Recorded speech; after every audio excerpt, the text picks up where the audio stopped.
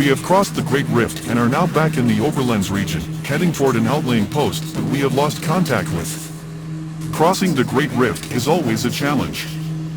We actually lost a few scout cruisers in it before we realized how different the weather patterns are there. Unlike our planet, our moon has fixed temperature regions. We don't have what you call seasons. There is fluctuation, but it is not as extreme as it is in most places here in your world, or on our base planet either.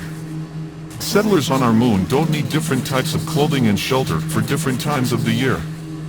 Pick your season and go there, is one of the mottos they used when first trying to induce people like my parents to become colonists during the early building stages, after years of provision sent to build up the materials those colonists would need to both sustain their current lives, and build for the lives of those who would come later.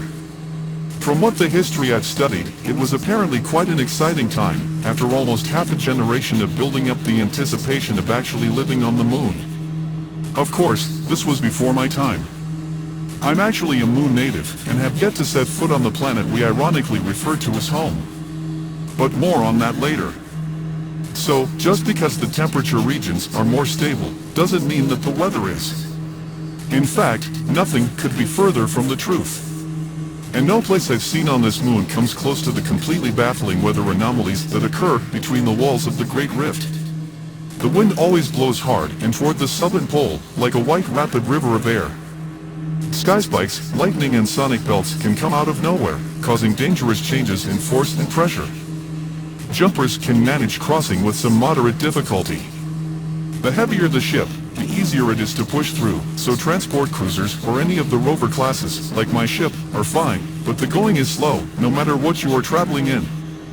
Once we saw the initial reports on the Great Rift, we started studying it, trying to monitor how the patterns fluctuate.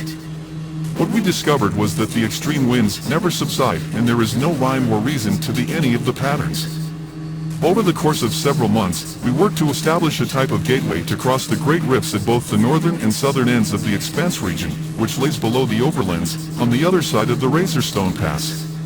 There are stations and posts on both sides of both gateways.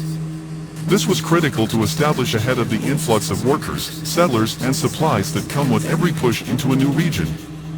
Pushing laterally is just as important as pushing to the north, especially in the moon's center bands, so the parted region is considered critical to our future, and the only way to get to it is to cross the Great Rift.